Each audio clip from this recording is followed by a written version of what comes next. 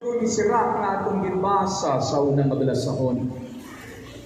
Ang hustisya sang Ginoo nga magapahibabaw sa ulihi ato nabatian nga ang yadtong mga labing kubos kag makaluluoy kaugon pa naton ang nagapakaubos sang ila kaugalingon samtang gakabuhi pamatian sang Dios ang ila mga pagpanghakroy ang panawagan sa Dios sa mga makaluluoy sabton gid sang Dios kag klaro ina nga aton gin pangamuyo sa salmo o responsoryo nga aton gin siling, the Lord hears the cry of the poor. Can we say that again? The Lord hears the cry of the poor. Muna lang namihan kung do maganahan ka magsermon kung nagapamati ang tanan. The Lord hears the cry of the poor. That is why we have nothing. We are not rich in this world. We know that. Even we gain so much material things, but nothing we are at the end. No? Nothing we are at the end. That is why our poverty will always make us realize we need God. Kinanglanon natin ng Diyos. Kaya kung ara na tanan sa imo, do as if hindi mo na pinanglano ng Diyos. Kung ara naman ang tanan sa imo, do ikaw ang Diyos. Amo inagani, mas bulahan kita sa aton kaimulon. Salamat sa Diyos kung isa kung hindi man ang tanan ara sa aton, makatawag kita sa iya. Ano pa bing ipabugal ka? Kundi ang aton Diyos nga among tunay nga manggad sang aton kabuhi. Amo ganing si Timoteo, katahom sang pag-abyanay nila ni Pablo, naging sulatan gid siya, abyan sa abyan, katahom sang dinala ni San Pablo sa pagsulat niya kay Timoteo sa ikaduha nga balasahon. Ano siling ni Pablo? No? I have run the race. I fought a good fight. There is only one thing. I kept the faith. Nga ako magapabilin sa pagsalig sa Ginoo. Kag amo ina ang labing importante. Amo gani sa sininga semana sa tema nga pagpaubos, ahumini ang parabola o palaanggiran kag bilin sa aton Ginoo. Ang istorya sa isa ka Fariseyo nga nagkadto sa templo, dungan sa iya ang isa man ka manugsukot sa buhis. Kagayan kahumini pamalandoon sa aton man kaugalingon, labi na gid sa pagsaulo upod sa simbahan sang aton awareness sa gitawag priso, mga priso daton nga mga utod. Ayan, sa aton nga mga panguna-una, pagkabati naton, ano man yung simbahan, gini nga kinanglanon pa na iya, tagaan sang ano ang mga nabilanggo, mga salawayo na sila, mga malain na sila, kriminal na sila, wala ulos, ano pag gusto nyo, dapat sinasilya elektrika, death penalty. Why na sila paglaom? Mga salot sang susyudad. Pero, hindi magdala sa aton sa pag-usisa. Sa sining palanggiran sa aton Ginoo. Example lang, Ben. Tutuot, kung may ex-convict sa tupad mo di subong, ano matyagan mo? Kung may ex-convict, ara mismo sa gilid mo, nagasimba, kag ikaw man, nagasimba, pupod mo pang bata mo, may rapist, may rapist sa tupad mo, no? Nakagwa ko. Ano ang ato ni Moon? Di ba? Siguro, makulbaan ka, magpapangabuyo ka, dinupali na inisya. Or ayhan pa siling ikaw, Lord, aluboy ka, palayuan niya, ibalik niya sa prisuhan. Lord, pwede, mahalin lang ko dis panungkuan ko, masayro ko sa lain. Ayan ang paglantaw natin. Na kung pwede pa man lang, we close our eyes and lock them imprison them as who they are, what they are.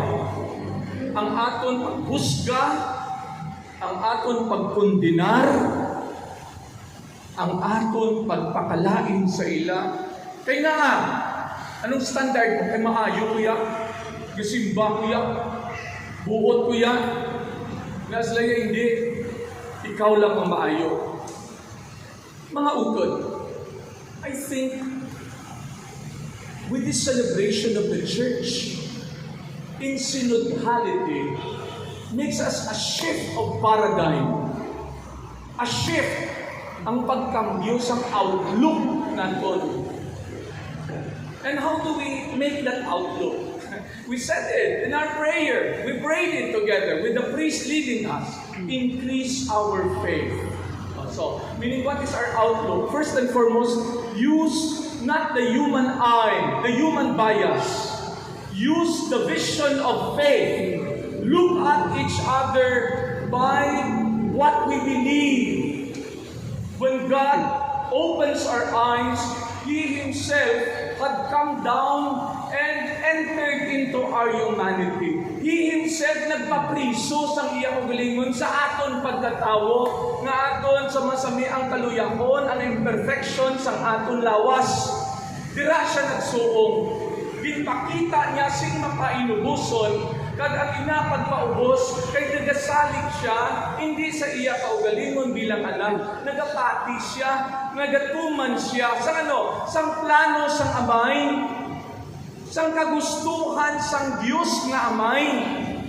Amoy na ang anak sang Diyos, ginpili niya ang magpaubos sang iya kaugalingon. Subo nga nagpakatawo siya. Tandaan nyo, wala siya nagwa sa kalinanay niya na may kulintas, may gold, may tanan.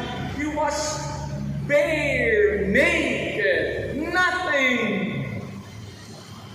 Pwede man lang siya gani matawo kani sa palasyo kay Diyos siya. O kung may pilada siya kamansyon. Pero ginpili sang Diyos ang pagkamapainubuson na siya nagpakatawo, nagpakaimol sang iya kaugalingon. Pinabunga sa madalong nga pagpaubos, kay siya nagapati, nagasunod, matinumanon sa amay sa langit. Kadua, increase our hope. Kay kabalo siya, miski maabot ang adlaw sa iya pagpakatawo, hindi siya immortal. Ginpili niya ang pagkamortal. Subong sa aton. Kay kabalo siya man magasuong sang mga pagpasakit kag pagantos. Magasakripisyo siya sa pangabuhi, hindi siya lain sa aton. Diyos siya, pero ginpili niya nga ang kabuhi na tawhanon na maabot ang adlaw, may kamatayon, mapatay siya. Ayan, hindi ni matungkad sa aton paminsaro. Diyos na gani, na siliman sa kapresidente na sa una. Buang na Diyos, lagay na kilala sa Katoliko. Karon kay na priso ka, hindi mo maintindihan. Amoy na gani, nang ina nga Diyos nga may nagakabuhi sa karakter o ang iya mismo pagka-Diyos, the virtue of God of hope. Nagahatag sa aton sang sinang ehemplo nga iwan maabot ang kamatayon, kabalo siya, ang iya amay hindi magpabaya sa iya. Hope is a Christian character. Sang kitagin bunyagan, nga even mag-abot ang pasakit, pag-antos, pagkilaw, paghangkat, challenges in life, we will not lose heart because we know God has a better plan. God has the best of plans for us. Hope. Last, humility calls for when we have love. We pray kay na increase not only our faith, not only our hope, increase charity. Amoy na ani na na siya mismo the greatest charity of all when He had given Himself to death. Lantawan niyo, may bayo siya, isang napatay siya. Hubla siya, sakit ang pilas niya, wala gid. Ano lang ang ara sa iya? Ang dako nga pagigugma sa amay. Nga iya ginatuman, kaginasunod sa piyasang pag-antos, and even ang kamatayon pag-abot, ginpakita niya ang pinakadako nga pagigugma. What more should we prove our love when we sacrifice for the beloved? Amo ini ang ginpakita niya sa aton sa pagkamapainubuson na miski may diferensya pero ginhigugma niya kita.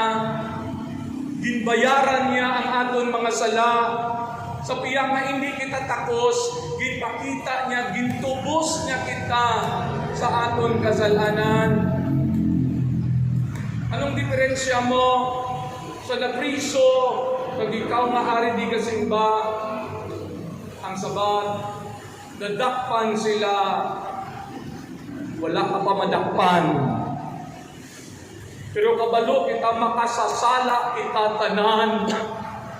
Pati pa rin.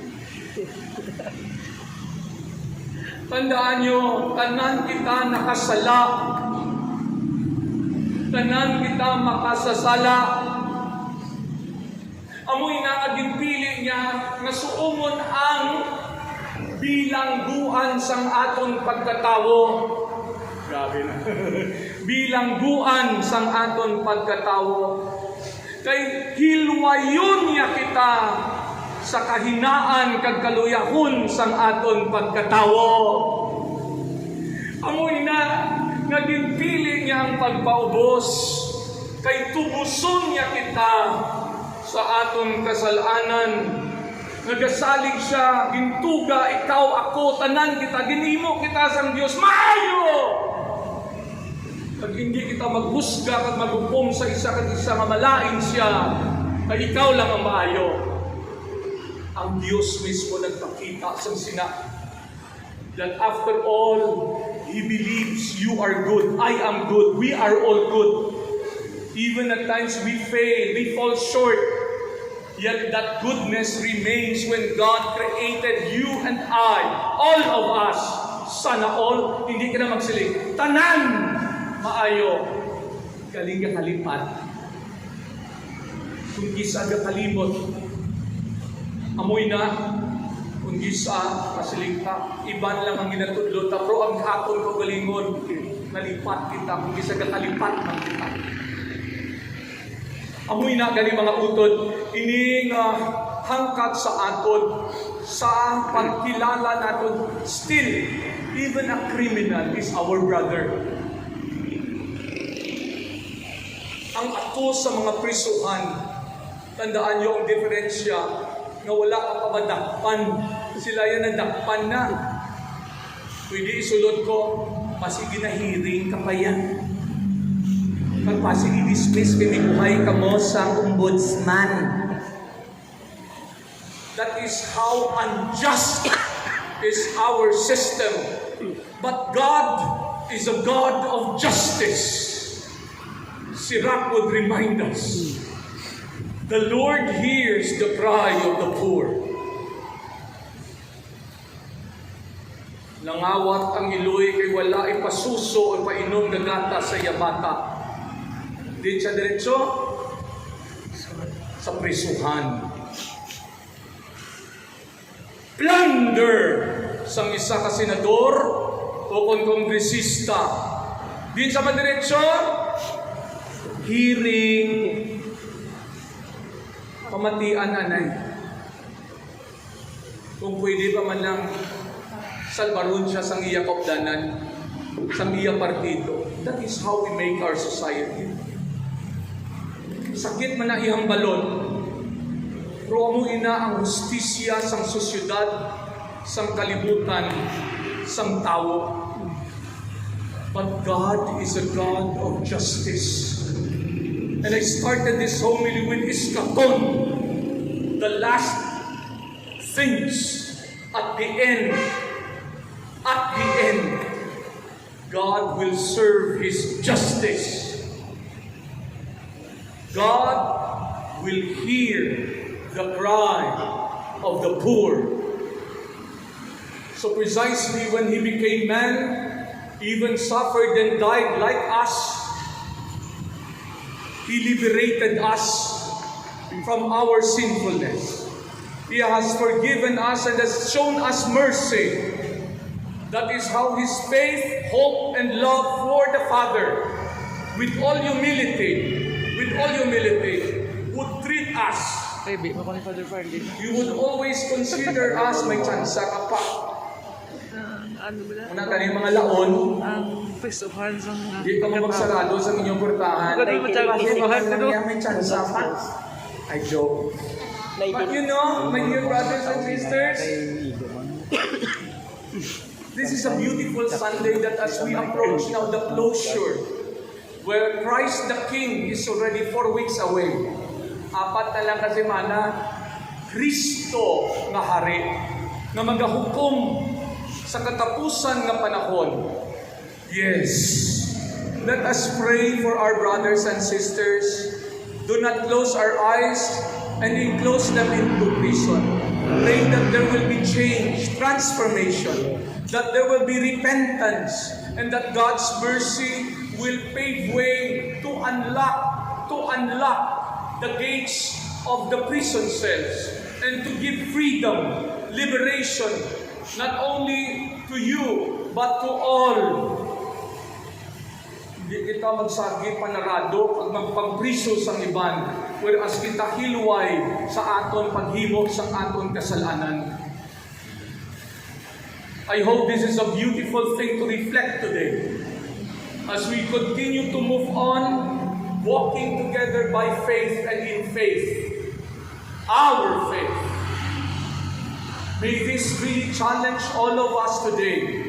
If ever there is one thing to look at the cross, the big word is so much that the faith, hope, and love of Jesus for the Father will teach us, like Him, being children of God, like Him, let us walk